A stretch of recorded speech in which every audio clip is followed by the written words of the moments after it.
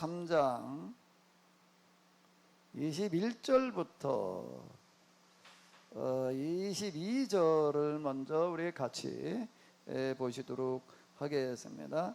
백성이 다 세례를 받을새 예수님도 세례를 받으시고 기도하실 때 하늘이 열리며 성령이 비둘기 같은 형체로 그 위에 강이 마시더니 하늘로부터 소리가 나기를 너는 내 사랑하는 아들이라 내가 너를 기뻐하노라 하시니라. 아멘.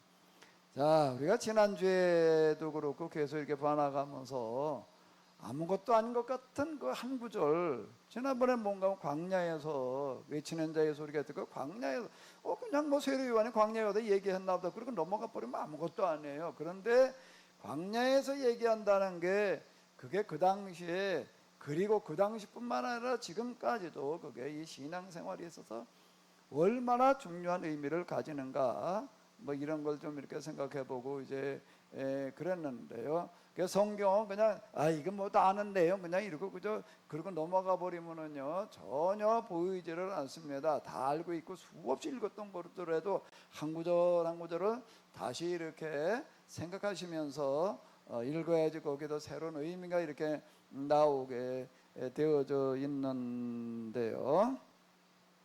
자, 오늘은 요 구절을 좀 이제 다른 복음서에서는 뭐라고 얘기하고 있는지를 같이 잠깐 비교를 해보도록 하겠습니다. 여기 이렇게 보게 되면은 예수님께서 세례 받으시는 그런 이야기가 여기는 이제 마태, 마가, 누가, 요한 이게 이제 다 이렇게 나오고 있습니다. 그런데 이제 세례 요한도 그렇고 예수님에게 성령이 임하리라 라고 하는 것은 미리 세례 요한도 얘기를 다 하고 이제 그러고 있었습니다. 그리고 예수님께서 세례를 받을 때 이제 성령이 임하셨다 라고 이렇게 기록들을 하고 있는데, 근데 누가복음은 다른 복음서와 다른 게 하나가 있어요. 예수님께 성령이 임했다라고 하는데 다 이렇게 뭐라고 기록되어 하고 있는데, 예수님께서 세례를 받으시고 곧 물에서 올라오실 때 하늘이 열리고 하나님의 성령이 임했다. 마태복음이 이렇게 얘기를 하고 있습니다. 마태복음이고요. 그 다음에 누가복음도요. 요한에게 세례를 받으시고 곧 물에서 올라오실 때 하늘이 갈라짐과 이렇게 얘기를 하고 있습니다. 이제 요한복음을 보게 되면 이제 요한이 미리 한 얘기, 이제 세례받으러 오는 사람 가운데서 성령이 임하여 그 위에 머무르는 분이 이제 있을 텐데 그분이 메시아다. 이제 이렇게 이제 미리 예고하는 그런 얘기가 이렇게 나오고 있는데, 근데 누가복음은 뭐가 하나 다른가? 그냥 뭐가 하나 다르죠? 요 조그만 것이 보이시는지 모르겠는데 뭐가 무슨 얘기예요?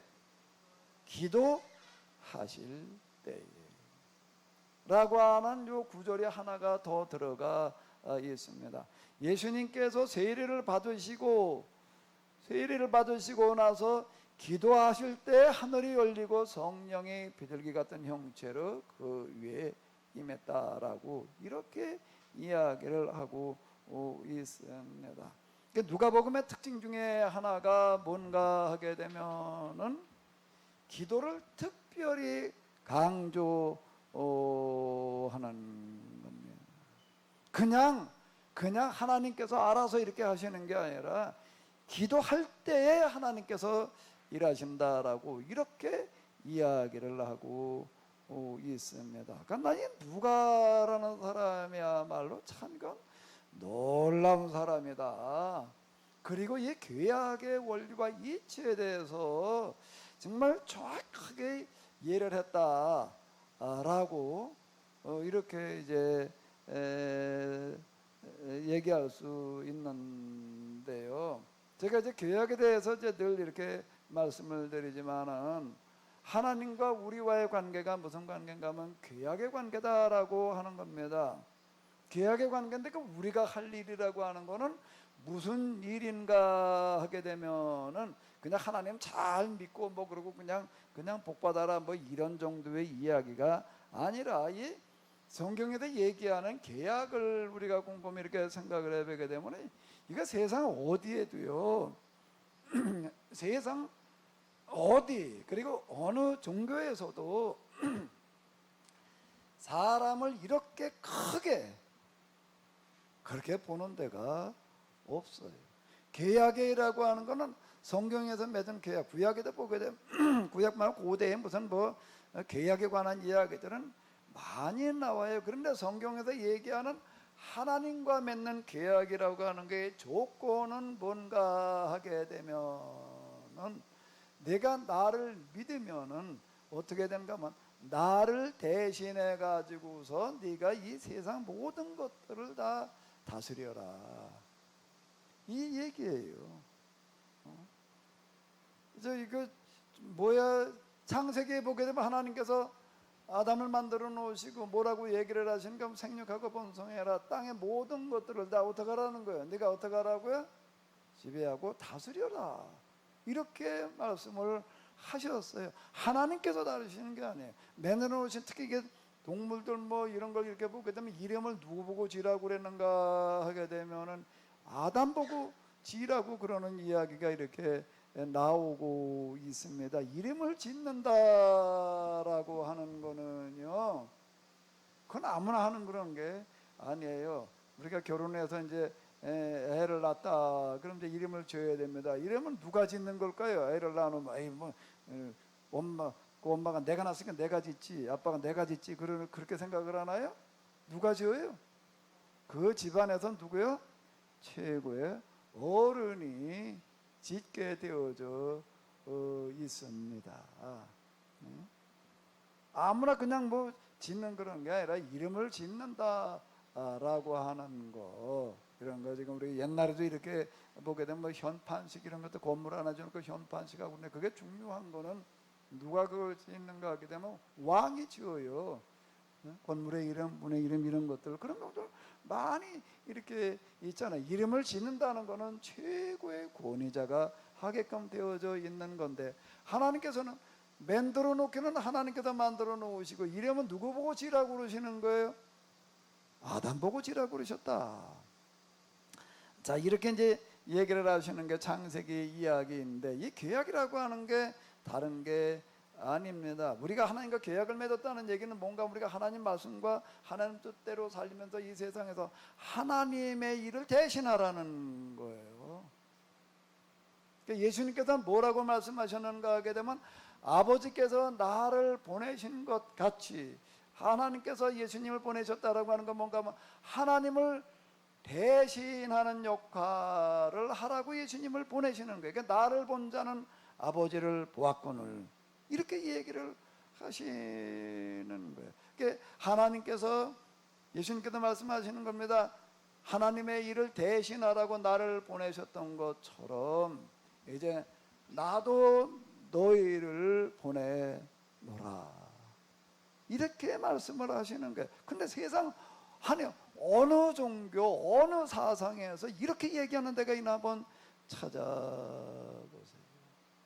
성경만큼 사람을 귀하고 크게 보는 그런 신앙, 그런 사상은 없어요. 고대 종교들 가운데도 또 신과 그 믿는 사람들 계약을 맺었다라고 이렇게 얘기를 하는 그런 내용들은 많이 내오지만, 어떤 계약, 어떤 관계인가 하면 신의 노예, 종, 이런 걸로 계약을 맺고, 그 바벨론 신화라고 창조 신화라고 하는 걸 이렇게 보게 되면 뭔가 하면 신이, 마르죽이라는 신이 인간을 만드는데 왜 만들었는가 하게 되면은 마르죽 신의 제사 드리기 위한 노예로 만들었다라고 이렇게 이야기를 하고 있습니다. 그런데 고대 종교들은 거의 거기서 크게 다르지 않습니다. 그런데 아예 하나님께서 뭐라고 얘기를 하시는가 하면, 내가 이 세상 모든 것들을 다 지배하고 다스리는데 그 역할을 네가 대신해라, 이렇게 이야기하는 데는 없어요. 그런데 이 성경에서는 뭐라고 이야기를 하는가 하게 되면은, 뭐라고 얘기를 하는 거라고요? 계약이라고 하는 게, 그게 뭐라고 하니까 아들 친구도 아들과 딸이다, 이렇게 부르고 있는데, 네가 어떻게 하라는 거예요? 나를 대신해라, 이렇게 얘기를 하고 있습니다. 근데 이제 그러면 어떻게 그러면은 이제 우리가 하나님의 역할을 세상에서 대신 하는가? 예수님께서 보이지 않는 하나님의 보이는 형상이었던 것처럼 오늘 우리 이 계약 공동체 교회는 보이지 않는 하나님의 보이지 않는 하나님 나라의 보이는 형상이어야 된다라고 하는 거예요. 근데 아까 우리 이제 대표 기도하실 때 얘기한 것처럼 교회가 지금 뭔 세상에 무슨 뭐 욕바가지에 올라앉아 가지고서 지금 참 아주 그냥 참 이거 곤란한 지경이 이렇게 돼버리고 있는데요. 교회가 제 기능을 못하기 때문에 지금 이렇게 되어져 있습니다. 근데 계약법에 의하게 되면은요, 하나님께서 우리를 통해서 어떻게 세상을 이끌어 가시겠다라고 세상을 이끌어 가신다는 얘기가 뭔가 하면 아예 역사 자체를 교회를 통해서 하나님께 이끌어 가시겠다. 교회 공동체를 통해서 역사의 주관자가 하나님이신데요, 하나님께서 교회를 통해서 역사를 이끌어 가시겠다라고 하는 것도 그럼 어떻게 그걸 이끌어 가시는가 하게 되면 어떻게 이끌어 가시는 거죠? 원리와 방법이 뭘까요? 거기에 들어있는 게 뭐예요? 그 방법이 뭐예요? 같이 한번 따라해 보시기 바랍니다. 기도. 뭐라고요? 기도라고 하는 거가 옛날 우리 우상종교 기복종교에서는 신원태 가가지고 내 소원을 빌면 들어줘 이렇게 생각을 하는 거예요. 기도. 근데 지금 오늘 우리도 기도를 자칫 그 비슷하게 생각하는 경우가 많이 있습니다. 근데 사실 세상에서 또는 다른 종교도 얘기하는 거고 성경에도 얘기하는 거고 전혀 다른 게 많은데 사실 전혀 다르지 않은 게 없을 만큼 거의 대부분이 너무 달라요. 너무 다른데 기도 뭐 많이 하지 뭐. 그런데 다른 종교 세상에서 얘기하는 기도와 성경에서 얘기하는 기도는 개념이 달라요. 개념이 다른데 뭔가 하게 되면은 우리가 이 뭘 기도해야 되는지를 계약법을 공부해가지고 똑바로 알고 그리고 그걸 가지고 기도를 하게 되면은 하나님께서 어떻게 하신다는 거예요? 거기에 응답을 하신다라고 하는 건데 우리 개인의 문제부터 개인의 복을 위해서가 아니라 우리가 이 세상에서 하나님의 뜻을 지금 여기서 대신해 가지고도 실현을 해야 되는데 지금 이게 돼야 될 것 같습니다. 이게 이렇게 돼야 되겠습니다라고 하는 걸 가지고 우리가 기도를 하게 되면 하나님께서 그 기도에 응답하시는 방식으로 세상을 이끌어 가시겠다는 거예요. 기도에 응답하시는 방식으로 역사를 이끌어 가시겠다는 겁니다. 아멘. 이게 기도라고 하는 건 놀라운 거예요. 그러니까 우리가 기복종교회에서 얘기하는 기도하고는 그 개념이 다른 거예요. 그냥 아무거나 그냥 내가 뭐 필요한 거 기도한다. 그러고 그냥 열심히 기도하면 하나님께 응답해 주신다라고 이렇게 이제 우리가 생각을 하고 기도를 하고 그러고 있는데 성경에서 얘기하는 기도는 그런 개념이 아니에요. 하나님을 대신해 가지고 이 세상에 지금 이러이러한 일들이 이러이러하게 돼야 되겠습니다라고 요청하는 거예요. 그러니까 기도보다 더 큰 어떤 그런 신앙이라고 하는 거는 신앙 우리 생활 가운데 기도보다 더 큰 건 있을 수 없는 얘기가 이건 어마어마한 차원이 되는 겁니다. 그럼 하나님께서 그 기도를 드시고 거기에 응답하시는 방식으로 일어나시겠다라고 하는 거예요. 그러면은 기도를 요청하는 사람이 더 위인가에 그 기도에 응답하시는 하나님 더 위인가? 어떻게 되는 거예요? 기복종교에서는요 하나님은 그냥 무조건 위야 그냥. 그래가지고 내가 열심히 기도하는 거 어떡하지 하나님이 좀 들어주실 텐데 그냥 이렇게 얘기하는 건데 근데 하나님 잘 보여야 되는 거야. 어떡하든지 그래가지고도 응답을 받아내야 된다라고 이렇게 생각을 하는데 여기는 어떻게 되는가 하게 되면은 이러이러하게 좀 해주십시오라고 요청을 하게 되면은 하나님께서 그걸 어떻게 하셔야 돼요? 어떻게 하셔야 돼? 해주셔야 돼.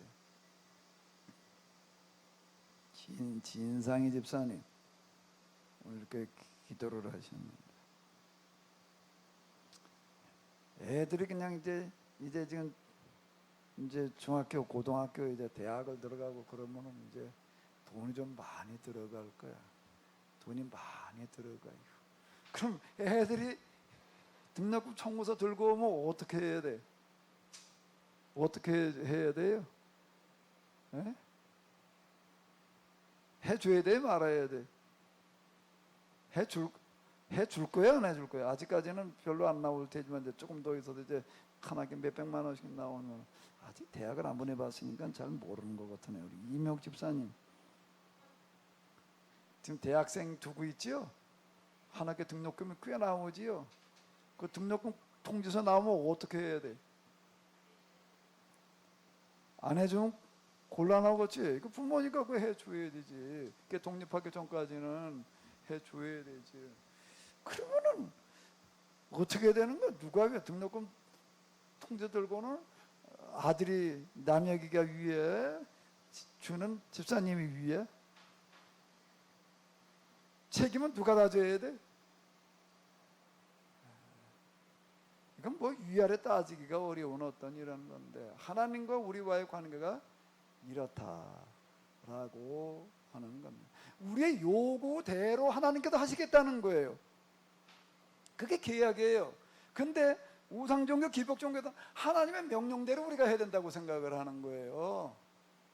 하나님께 말씀하시는 대로, 하나님께 명령하시는 대로. 그건 계약법에는 그런 거 없어요.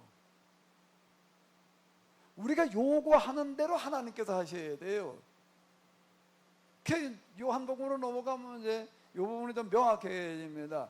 너희가 내 말에 거하면 내 제자가 되고, 그 다음에 뭐라고 얘기를 하시면, 너희가 뭐든지 내게 구하라, 그리하면 내가 응답하리라. 내가 그 구절을 참 이해하기 어려웠어요. 처음 교회를 나가가지고 저 성경 열심히 읽어 내려가다 보니까 요한복음이 참 마음에 드는 구절들이 많더라고요. 그런 구절들, 뭐 내게 구하라, 다 응답하리라 말에 이런 구절이 있어가지고, 그건 내가 요한복음이, 야 그거 저 복음서 중에도 제 읽을 만한 게 요한복음이다. 그래서 유독 내가 요한복음을 해가지고 많이 이제 좋아했습니다. 그러니까 요한복음은 그냥 뭐 거의 이제 많은 구절들 외우다시피 뭐 이러고 이제 하면서, 근데 거기 보게 되면 무슨 얘기가 나오는가 하면, 내게 구하라 그러면 다 응답하리라. 그 포도나무 비유라는 게 있습니다. 포도나무 비유가 있는데 거기 보게 되면은 예수님은 누구예요? 포도나무에도 예수님은 무슨 역할이라는 거예요? 하나님은 농부고 우리는 뭐예요? 가지. 그리고 저 포도송이는 어디 열리나요? 나무에 열리나요? 가지에 열리나요? 뿌리에 열리나요? 가지에 열리죠. 그러면은 사인 거기서 제일 힘든 게 누굴까요? 제일 힘든 게 누구예요? 여기 이렇게 저기 오다 보게 된 포도밭 쪽에 저 오른쪽에 이제 좀 있어요. 거기 제가 이렇게 이제 지나오다 보게 되면, 봄이 되게 되면 아직 벌써 그냥 추워서 이제 얼음이 올랑말랑할 쯤 되면 저그 비료 푸대들, 저그 TV 푸대들을 갖다가 그냥 쭉 깔아놓더라고요, 포도밭에다. 그 왜 갖다 깔아놨을까요? 주려고. 아직 추위가 풀리지도 않았는데 저 포도밭에 퇴비 같은 거 주려면 그거 굉장히 어려워요. 그걸 얇게, 그 깊게 걷어내면 또 포도나무 뿌리가 상하니까 얇게 걷고, 이놈아 그걸 저 고리를 또 잘 맞춰가지고서 그걸 다시 덮어줘야 되고, 이게 손이 어마어마하게 가는 겁니다. 벌써 이건 뭐 겨울 끝나기도 전에 그냥 그러고 해야 되지. 그리고 뭐 가을에 또 무슨 뭐 포도나무 뭐 껍데기를 뺏겨줘야 된다나, 무슨 전지를 해줘야 된다나, 뭐 요즘은 또 뭘 해주는가 하면 또 그거 갖다가 또 이제 하우스까지 씌워놔요. 예? 뭐 이래가지고 그거 농부는 그냥 아주 일을 해야지 그 포도송이가 열리는 거예요. 그럼 농부는 그냥 부지런히 이걸 다 해야 되고, 그렇게 하면 그 다음에 뿌리에서 이게 열심히 빨아 올려 가지고서 줄기, 이거 뿌리의 줄기는 예수님이라는 거야. 예수님은 다 공급을 해줘. 어디다 공급을 해주는 거야? 우리한테다가. 왜? 뭘 하라고? 열매 맺으라. 그러면은 뭐가 꼭대기예요? 그러면은 누가 맨 밑바닥에? 이건 농부, 하나님은 농부라고 이렇게 얘기를 해 놓고 있습니다. 이 관계가 계약의 관계를 아주 너무 잘 나타내는 거예요. 우리의 신앙은 하나님께서 말씀하시는 대로나 우리가 하는 게 아니에요.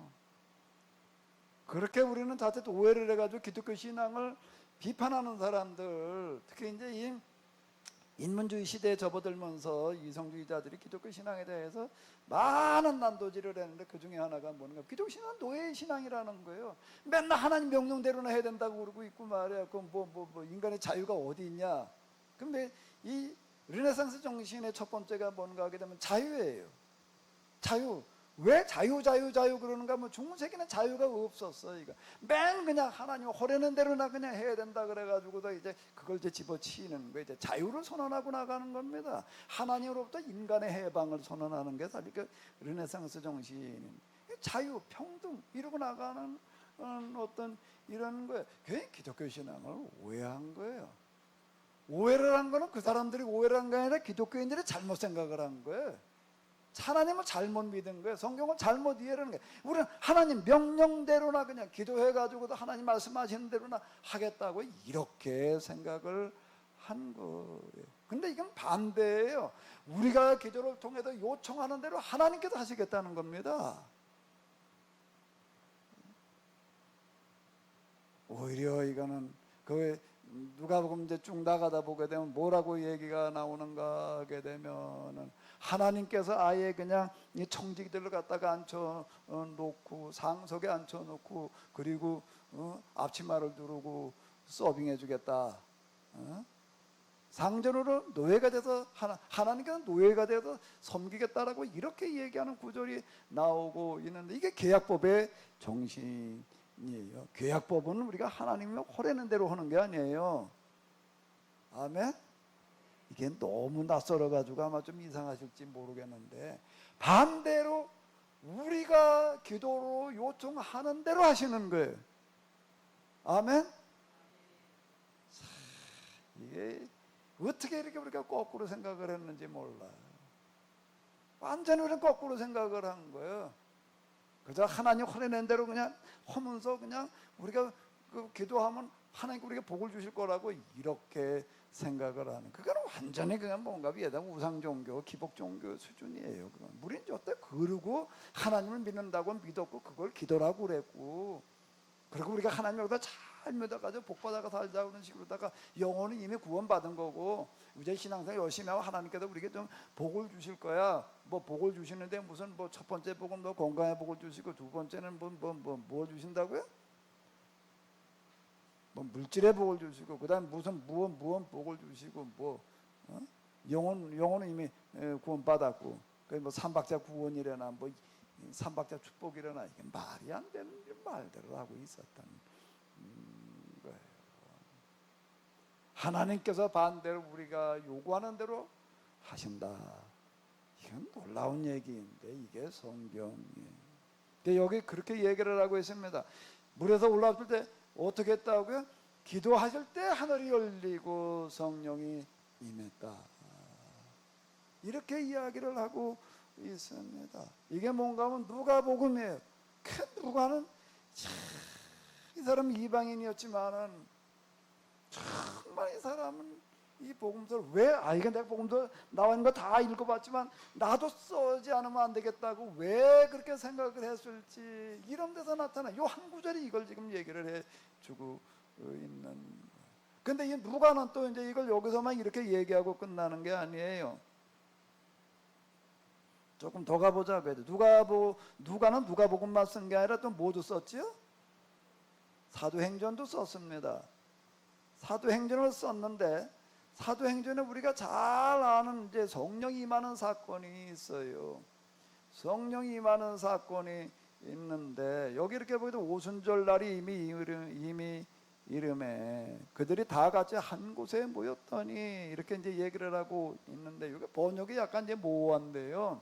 이게 무슨 얘기가 되는가? 이때 9시였다. 아침 9시에 성령이 임했다라고 그렇게 얘기를 하는데 여기 모인 거는 뭘 하러 모이는 건가 하면 기도하러 모이는 거예요. 그 앞에 이제 1장 이렇게 보게 되면은 하루 3번 이제 유대인들은 하루 3번 기도를 했는데 이때 다 유대인들이었기 때문에 이 사람들은 이제 120여 명이 매일 3번씩 모여서 열심히 그들이 오로지 기도에 힘썼다는 얘기는 하루 종일 기도했다는 얘기도 아니고 밤을 새워서 기도했다는 얘기도 아니고 뭔가 하면 기도하는 3번 기도하는 시간에 맞춰 가지고서 기도하는 거를 철저히 했다. 가서 그냥 조금 기도하다 오는 그런 게 아니라 정말 따로따로 가가지고서 알아서 하는 것들도 아니고 정말 가가지고 모여가지고서 간절히 오로지 기도에 힘쓰니라라고 이렇게 얘기를 하는 거. 지금 이거를 얘기를 하는 거예요.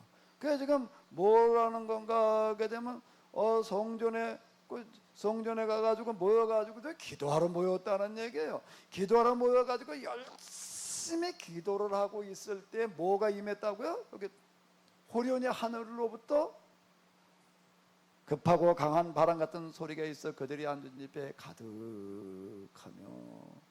마치 불의 혀처럼 갈라지는 것들이 그들에게 보여 각 사람의 하나씩만. 그 예수님께서 저 세례받고 올라오실 때 얘기하는 거고 똑같아. 예수님께서 세례받고 올라오시면서 기도를 했더니 하늘이 어떻게 하고요? 열리고 성령이 어떻게 임했다고요? 비둘기 같이. 근데 여기는 비둘기 같이는 아니야. 비둘기 같이는 아니고 뭐라고 나와 있죠? 마치 불의 혀처럼 임했다는 거예요. 그 사람 불의 혀가 뭘 말하는 거예요? 이 혓바닥 혀 말하는 혀. 하늘문이 열리고 하늘이 열리고 성령이 임하는데 불의 혀처럼 각 사람 위에 임했다는 거예요. 120명이.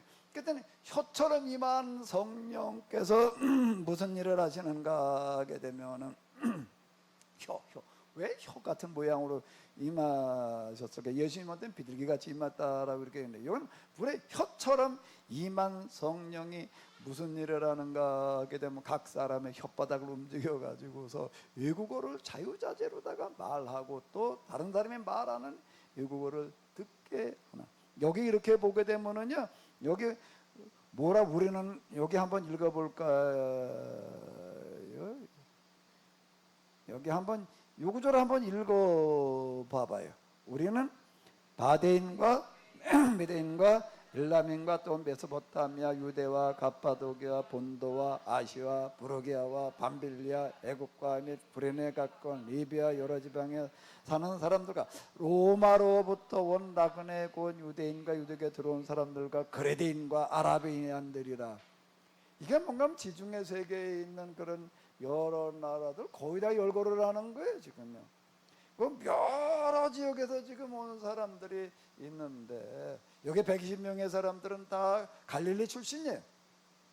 갈릴리 출신이어도 그 당시 통용인 아라모나 교우에 말하는 사람들이고 그 중에도 공용어인 헬라로 조금 좀 하거나 말거나 이런 수준이었는데 그런데 이 여러 나라에서 온 사람들이 거기에 지금 오순절 때 모여 있었는데 그런데 어느 한 언어만 말하고 듣는 게 아니라 거기 있는 이 많은 말들을 다 말하고 다 들었다는 거예요. 그러니 이게 아니 이 여러 개의 언어를 어떻게 배운 적도 없는데 어떻게 한꺼번에 다 말하고 다 들어요 이거예요. 그 여기 불의 혀처럼 성령이 어디 임했다고요? 혀에 임하니까 그것도 외국어를 말하는데 다 본토인 수준으로다가 다 이렇게 얘기를 했다라고 하는 게 이렇게 얘기를 우리가 다 우리의 각 언어로 하나님의 큰일을 말함을 듣는도다 이렇게 얘기를 하는 거예요.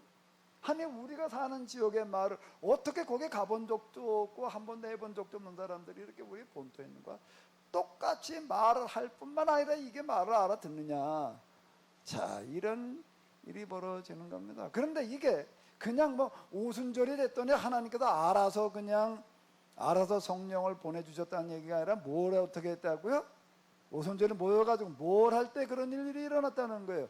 기도할 때 하나님께서 이와 같이 은혜를 베푸셨다 이렇게 이야기를 하고 있습니다. 그런 얘기는요 여기 이렇게 보게 되면 계속 나오고 있어요.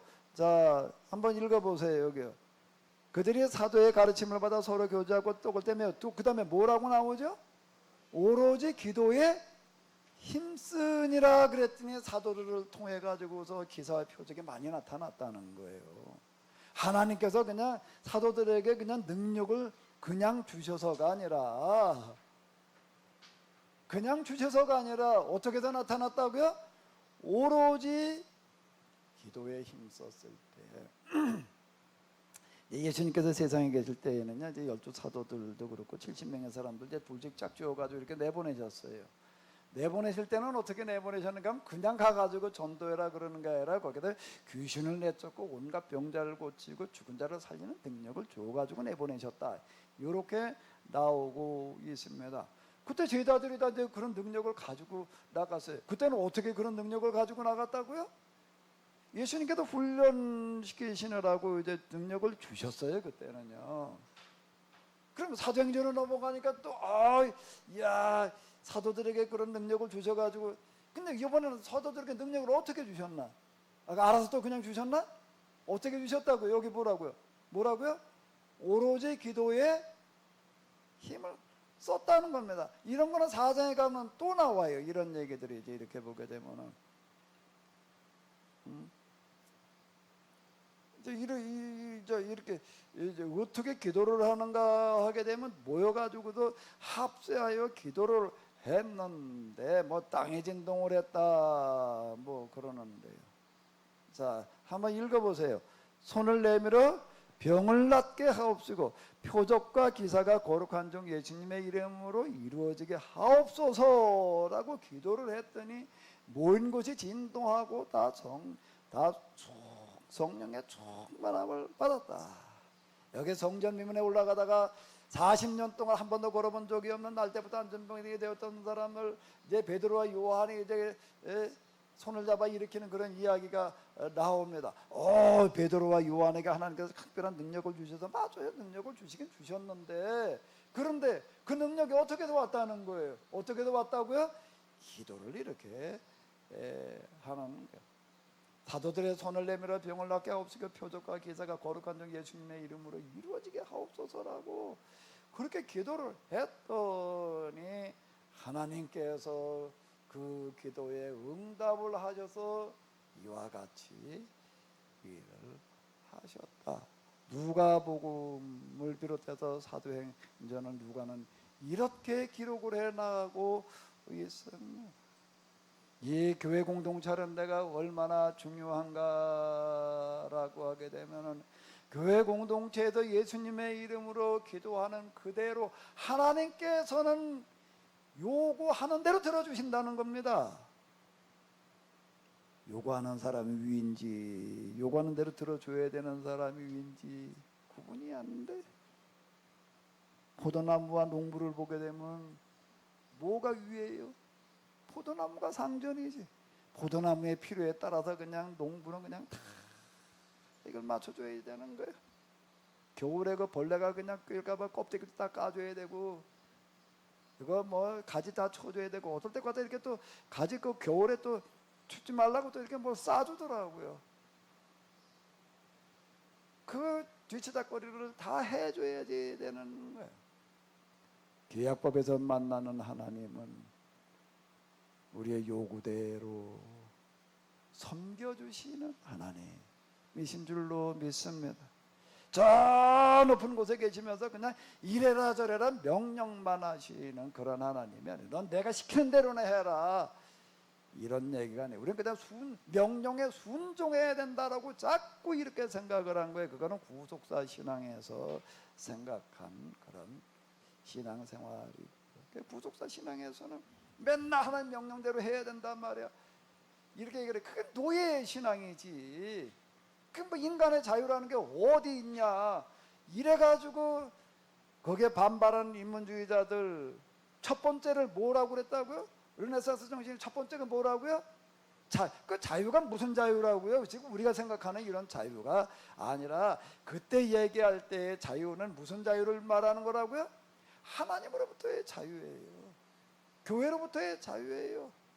교회는 하나님 명령을 받아도 교회가 시킨 대로 하라 이런 식으로 다 내버리니까 이제 거기에 반발해가지고서 이제 교회다 집어치자 이렇게 얘기를 하고, 인문주의, 인간주의, 인문이라는 얘기, 이제 사람이 주인 노릇하자는 얘기가 되는 거야. 맨날 하나님이 주니까 우리 그냥 그 밑에 노예였는데 말이야. 시킨 대로나 해야 되는데 이제 그게 아니라 좀 우리가 좀 주도권을 잡아보자 이렇게 얘기를 하는 게 인문주의, 인간주의 시대라고 이렇게 이야기를 합니다. 근데 성경을 몰라도 너무 몰랐고 성경을 오해해도 너무 오해한 거예요. 너무 오해한 거예요. 누가 이렇게 상세하게 기록해 놓았음에도 불구하고 성경에 이런 내용이 없는 게 아닌데 왜 그렇게 해들 하고 있었는지 2000년 동안을 이루고 있었어. 2000년 동안을 왜 그리도 어쨌다고요? 무지했나? 그렇게도 몰랐었나? 얼마를 잘못 갔다고요? 2000년을 잘못 가. 이제 와서 이 코로나 이게 다 그 모양인데 이걸 지금 어떻게 해야지? 이게 정말 대책이 없는 거야. 이거 뭘 어떻게 해봐야지 돼 이거를요.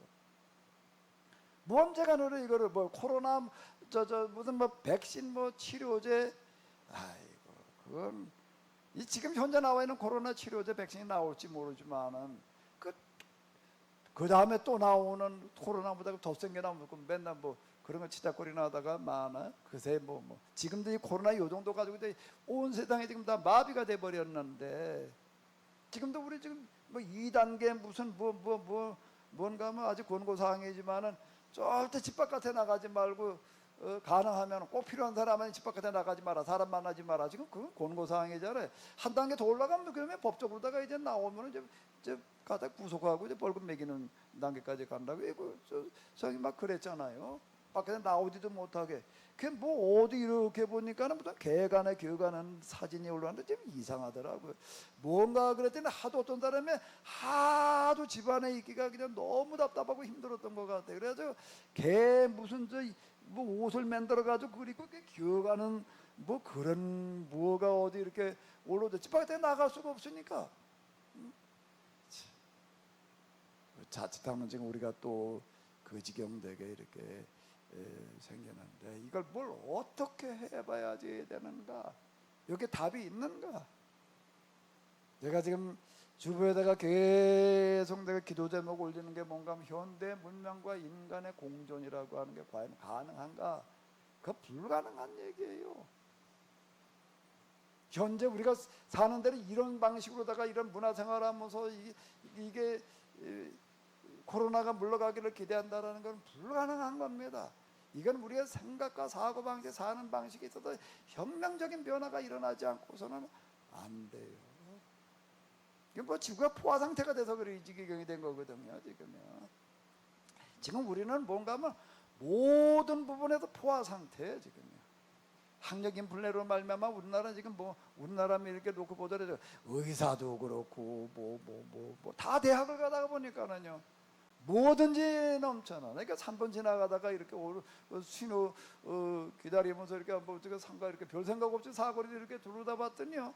거기에 뭐 간판에 이렇게 그냥 눈에 잘 띄게 만들어 놓은 게 있어. 그냥 훑어봤더니 눈에 띄더라고요.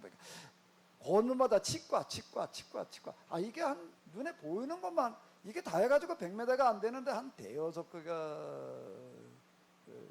근데 거기만 그런가? 그래. 이건 뭐 치과도 너무 많아, 약국도 너무 많아, 뭐든지 많아요, 뭐든지. 옛날에는 무슨 사법고시 학교겠다 그러면 뭐 그냥 이건 완전 옛날 과거 급장 근무량으로 뭐 효수막 내보고 그랬는데 이제 사법고시 붙어가지고서 연수과정 마치고 난 다음에 판검사로 임용된 사람 몇 명 빼놓고 나가면 제 밥벌이 안 되는 사람들이 그것도 변호사 로펌 가는데 큰데 좀 취직한 사람은 어떻게 가도 밥벌이 날지 아버지 밥벌이 안 못하는 사람이 수두룩해. 이 사람들이 어떻게 하는가 하면요, 공무원 저 9급인가 7급인가 공무원 시험을 다시 봐. 그런 얘기 우리가 듣잖아요. 뭐 공무원 시험 볼래니 또 이게 뭐 좀 수백 대 이게 뭐든지 넘쳐나요. 뭐든지. 근데 뭔가 하게 되면 우리가 지금 살고 있는 이런 것들이 지구에 그냥 다 이 공해도 넘쳐나 가지고서 지금 이 모양이 돼 가지고 있는데 이걸 어떻게 우리가 해결을 해야 될 것인가? 속수무책이에요. 구속사 신앙을 가지고 있으면 아주 답은 간단하고 쉽습니다. 뭐가 가까워진 거죠? 예수님 오실 때가 가까워졌다는 거예요. 그래가지고 예수님 오시면 어차피 세상은 다 망하고 뭐 그냥 심판받을 거니까 불받아들 거니까 그럼 우리가 하나님 나라 가면 되는 거니까 뭐 세상까지 뭐 망하거나 말거나 그건 뭐 중요해? 그럼 완전히 성경을 거꾸로 해석을 한 게 그래서 이 모양 된 거예요. 그렇게 말하고 있는 이런 교회당을 향해서 지금 하나님께서 특별하게 경고를 하시는 게 우리나라 이게 코로나 사태인 것 같아요. 신천지부터 그냥 그 난리를 치더니 요즘은 또 뭐가 난리예요 이제는요? 아니 유독 왜 교회만 그렇게 그냥 교회에서만 또 그러는지. 우리나라에 다른 종교들도 있는데 거기도 안 보이는 것도 아닐 텐데 난 지금 우리나라 이게 교회에서 지금 이게 난리 지금 코로나 사태를 보면서 교회에 주어지는 특별한 하나님의 경고다. 교회가 떠들어대고 있는 뭐 소리들이 그러면 다 잘못됐다는 거예요. 야 코로나까지까 뭐 우리가 기도만 하는 말에 하나님께서 다 고쳐줄게 이렇게 하는 교회일수록 코로나가 먼저 가는 것 같아.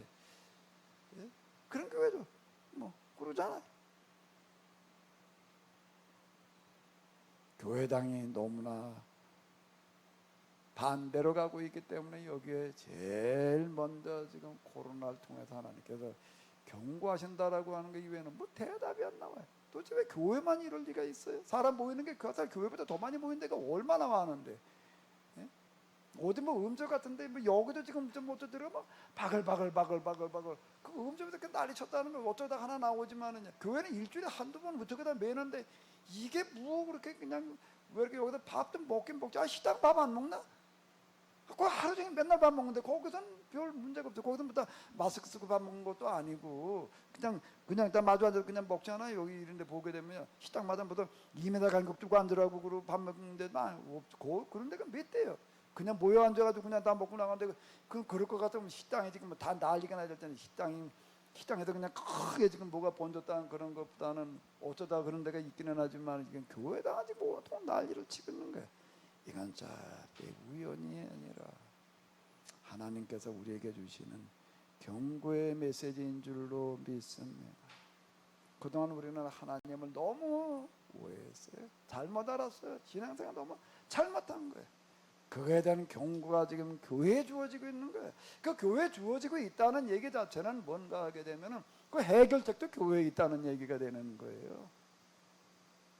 교회가 이제 우리가 생각만 바뀌게 되면은 그리고 우리가 신앙만 똑바로 가지게 되면은 하나님께서는 이 교회를 통해서 코로나 사태를 비롯해 가지고도 지금 대멸종의 위기를 해결해 나가실 줄로 믿습니다. 교회를 향한 경고이기도 하면서 경고는 동시에 꼭 뭐라고요? 경고는 동시에 또 곧 뭐예요? 그거는요 인정해 주니까 경고도 있는 거예요. 남의 자식 잘못한다고 좀 뭐라고 하든 몇 마디 할 수는 있지만 그 불러다가 이제 야단치고 매질하지 않습니다. 그럼 내 자식은 그냥 넘어가지를 못하는 거예요. 내 자식은 그냥 야단쳐야 되는 거고 그것도 안 듣게 되면 매라도 들어야 되는 거죠. 그 야단치고 그다음에 매질을 한다는 게 뭘 말하는 거예요? 그만큼 인정하고 사랑한다라고 하는 그런 말씀인 줄로 믿습니다. 우리가 기회가 온 줄로 믿습니다. 기회가 온 줄로 믿습니다. 우리 하나 방식을 좀 알려드리게 되면 팀즈로 보시는 분들은요 지금 이렇게 화면을 이렇게 놓으면 제 화면을 갖다가 살짝 화면을 타치해서 고정이라는 게 나와요. 그걸 해놓으시게 되면 제 화면만 나가니까 좀 그렇게 들으시면은 이렇게 되겠습니다. 자 이제 우리가 정말 새로운 환경을 맞이했는데요. 우리의 신앙을 똑바로 가져야 될 줄로 믿습니다.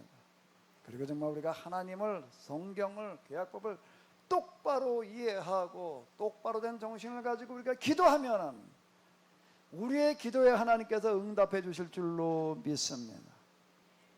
우리 성경에 보게 되면은 기도에 응답하시는 그런 이야기들이 보면은요 이거는 제한이 없어요.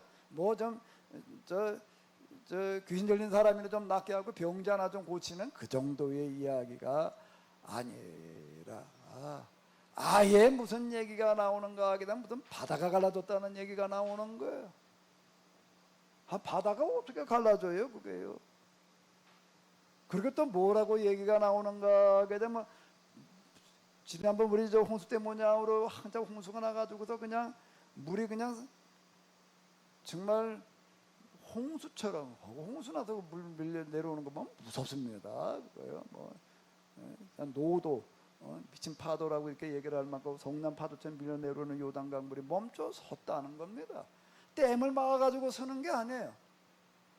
댐을 막아서 서는 게 아니라 그냥 내려오던 물이 멈춰 서가지고서 가나안 전체가 다 위로 올라간다 물바다가 되는 그런 일이 벌어졌다. 뭐 그런 얘기. 여리고성을 향해서 가서 돌았더니 어떻게 되는가 하면 지진이 나가지고 여리고 성이 무너져 버렸다. 예수님께서 또 보여주시는 어떤 이런 것들을 이렇게 보게 되면은 풍랑 있는 바다가 잔잔해졌다. 보리떡 5개 물고기 2마리 가지고 남자만 5,000명의 사람들이 다 먹고도 12바구니에 남았다. 뭐 그런 이야기들. 이건 대상의 제한이 없습니다.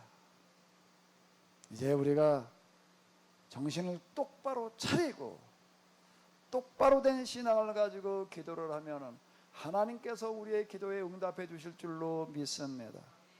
아멘. 그냥 방법이 없어요. 뭐 가지고요.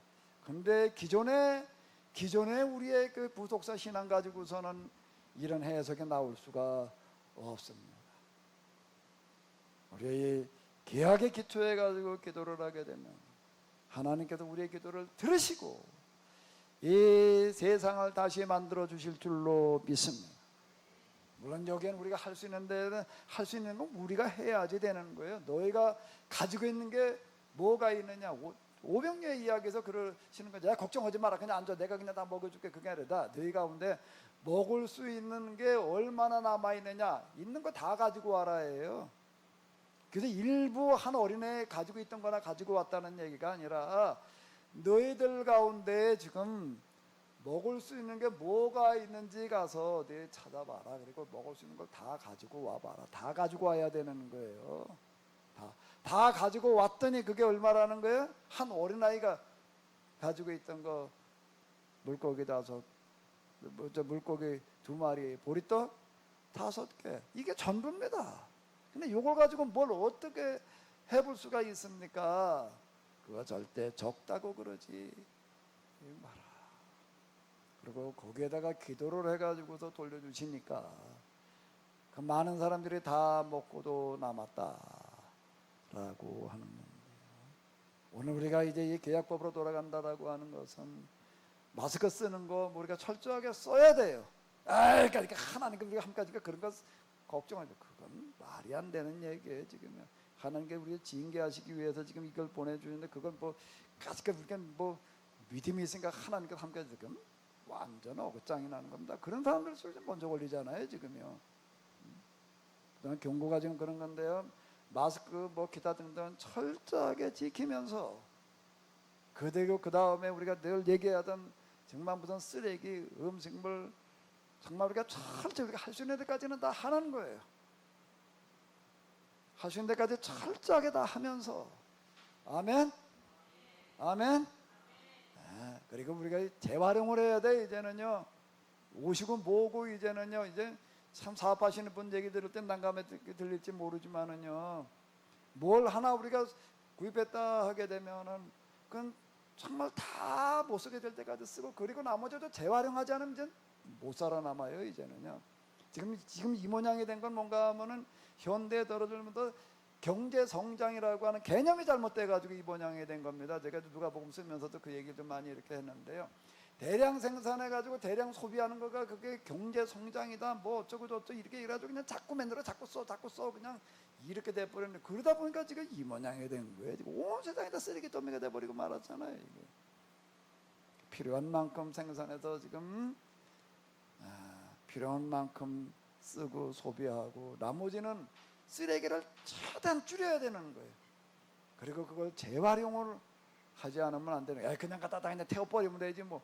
태우면 그런 게 어디로 가나. 그게 다 태운 거든 뭐 그냥 어디 갖다 버리든 묻든지 그게 다 쓰레기 되기는 마찬가지인데 이제는 사는 방식 자체를 뜯어고치지 않으면 방법이 없습니다. 이제는 사업하는 것들도 그렇고 모든 게 이제 생각이 바뀌어야지 되는 거예요. 이제는 기존 방식대로 그냥 이제 코로나 끝나면 이제 곧 뭐가 어떻게 되겠지 뭐 이렇게 생각하면 천만에요. 완전히 이제 새 판을 짜야 되는데 이미 벌써 전문가들이 이렇게 이야기합니다. 인류 역사가 코로나 이전과 이후로 나뉘어진다 이 말들이 나오고 있습니다. 그런 얘기도 들으셨죠? 실제로 그래요. 이건 코로나 이전으로 다시 돌아갈 거라고 생각하면 그건 완전 시대착오예요. 될 수가 없어요. 그건 당연한, 아주 단순한 이치입니다. 완전히 다 포화 상태가 돼가지고 이 모양인데 그게 어떻게 다시 돌아가요 지금요. 이게요.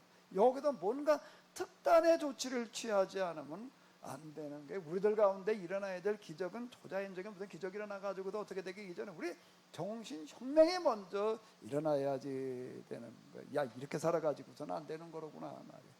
이 코로나 사태로 말미암아 일회용품들이 월등히 좀 더 늘어나고 있어요. 지금 마스크도 그렇고 뭐 그냥 어마어마하게 일회용품들이 지금 그냥 막 늘어나고 그러고 있는데, 우리가 여기서 생각을 이제는 완전히 바꾸지 않으면 안 됩니다. 대충 바꿔가지고 될 수준이 아니에요. 근데 이게 그럼 바뀌어지겠는가? 이런 소리 하면 그걸 누가 듣겠는가? 안 듣지요.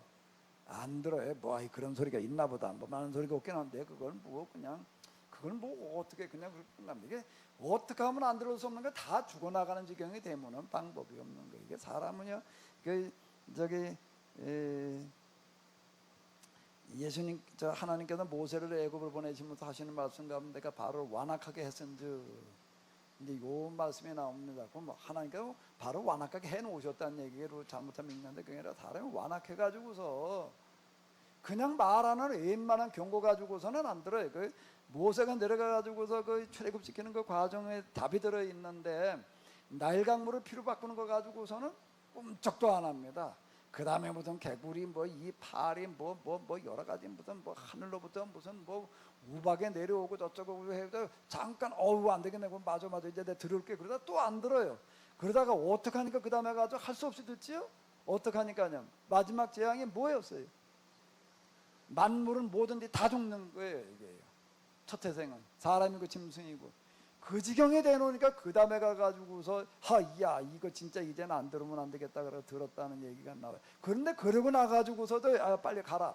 가는데 우리는 그냥 못 가. 400년 치고 일당 내.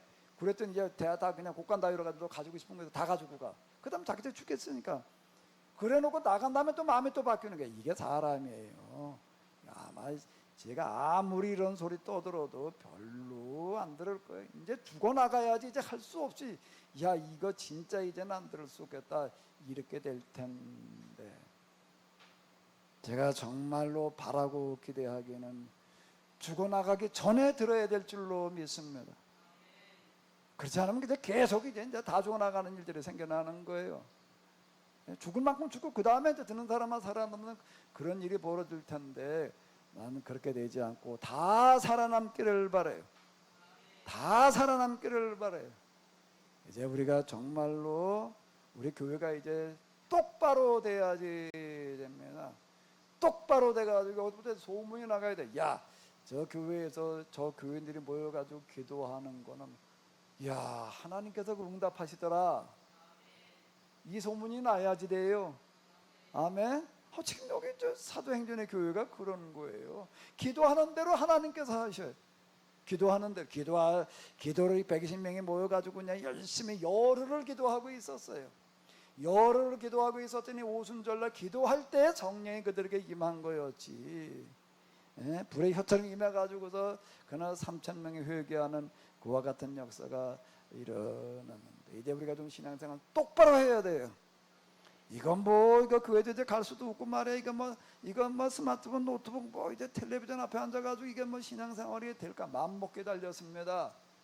맘먹게 달렸어요. 지금 우리가 이렇게 할 수밖에 없는 거를 지금 텔레비전을 보시다가 스마트폰 보다가 답답하다 아이고 어쩌다 몸이 자꾸 움직여버리고, 아마 이거 지금 들으시면서도 매번 왔다 갔다 하는 사람들 많을 거야. 자세도 그저 이렇게 삐뚤어지고 저렇게 삐뚤어지고 철저하게 회개해요. 우리가 어떻게 했으면 지금 이 모양 이 꼴이 되어져 있겠어요. 여기 팀즈로 접속해라 그래 접속은 했는데 다 카메라 꺼놓고 있어. 왜 꺼놓고 있나는 내가 말 안 해도 다 아실 거야.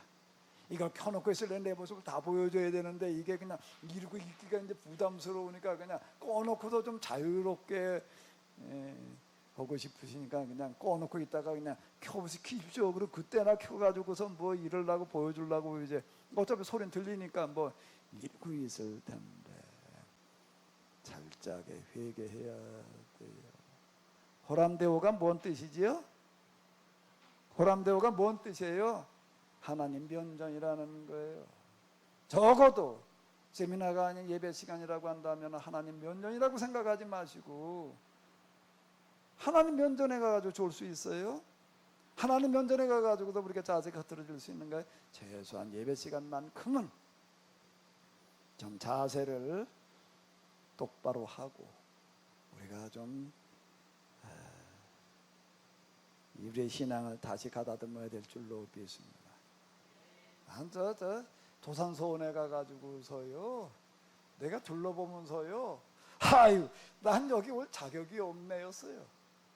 도산서원 이 태계가 있던데 거기 가가지고 난 거기 도산 뭔가 하고 이렇게 한번 갔는데요. 가봤더니 참 조그맣더라고요. 방이 조그만 방을 만들어 놓고서는 대개는 어떻게 했는가 하면 매일 늦잠 자는 것도 없어. 새벽에 일어나 가지고서 세수를 하고 그 다음에 의관을 정제를 하고 딱 다리 정자세를 하고 하루 종일 책을 읽고 공부를 하면서 자세가 흐트러지지를 않았다는 거야. 하루 종일. 거기 이렇게 보니까 방을 한 칸을 막아놨더라고요. 요만해. 넓이가 넓지도 않아. 그렇게 왜 가려놨나 그래도 거기는 자는 데래. 자는 데인데 보니까는요, 다리를 어떻게 삐딱하게 할 수도 없어요. 딱 그 관짝 넓이였다. 그냥 그대로 잘 때도 어떻게 됐는가 하면 딱 반듯하게 고르고 잤다는 거야. 하루 종일 그냥 반듯하게 앉아있다가 내가 그걸 보고도 나하고는 달라도 너무 달라. 그 완전 도인이더라고요. 나는 이번에 이제 누가복음이라고 하는 책을 쓰면서도 내가 그냥 완전 발광을 하면서 써가지고 내가 할 말이 없는데, 이게 하루 종일 의자에 앉아있으니까 그냥 다리가 퉁퉁 부어가지고서 이걸 그냥 어떻게 할 수가 없어가지고, 아이고 다리가 이제 붓기 시작하더니 점점 더 붓더라고요. 그래가지고 이제 이걸 방법이 없어요. 쓰기는 해야 되고 누워서 쓸 수도 없고, 이게 다리를 갖다가 책상에다 얹어놓고 그러고 앉아가지고 지금 책을 쓰고 있어요. 그러고 있으면 내가 뭔 생각이 나는가 하면 더 가지고도 그냥 옷을 다 벗어 제끼고 그냥 그러고 내가 있다 보면 내가 누구 생각이 나는가 하면 태계 생각이 나. 이야, 이거 태계가 날 봤더라 하면 아마 몽댕이 들고 와가지고 찜질을 하겠다. 이 자식아, 너 지금 뭘 하고 있는 거냐 말이야. 내가 아이고, 내가 감히 난 그분들 내가 이름도 꺼내지 말아야 되겠다. 그런 생각을 하는데, 이 조선 성리학자라는 사람들이 어떤 사람인가 하면은요, 우리는 성리학은 캐캔북은 고리타분한 뭘로 하는데요, 마음의 자세와 태도가 이렇게 살아가는 사람들이었습니다. 최소한 방송으로 예배를 드린다라고 하더라도 예배 드리는 시간만큼 한번 좀 내가 그래도 이 시간 하나님의 말씀 앞에서 하나님 말씀을 듣는 거야. 아멘? 아멘? 그런 생각을 가지고 눈 똑바로 뜨고 그리고 정자세로 정말 한번 하나님을 찾아보시기 바랍니다. 그럼 오히려 하나님께서 여러분들의 중심을 보시고 여기에 크신 은혜를 베풀어 주실 줄로 믿습니다. 아멘? 적어도 유학을 하는 사람들도요, 공부하는 동안에 외관을 정지하고 정자세로 앉아가지고 이렇게 공부들을 하더라. 우리 저 사극이나 이런 데서 어디 저 왕자 교육이나 이런 거 하는 거 보여주잖아요. 거기 애들도 어떻게 앉아서 공부들을 해? 하루 종일 그 왕자 교육이라는 거 보게 되면 4살 때보다 하루 그냥 한 10몇 시간들 앉아서 공부를 하더라고요. 그걸 똑바로 그러고 있는데요, 우리는 너무 엉망이야. 그만 말만 무슨 믿음으로 은혜로 어쩌고 저쩌고, 이게 입만 살아가지고서 우리는 지금 말도 안 되는 일들을 하고 앉았는 거예요. 우리가 똑바로 정신을 차려야 될 줄로 믿습니다.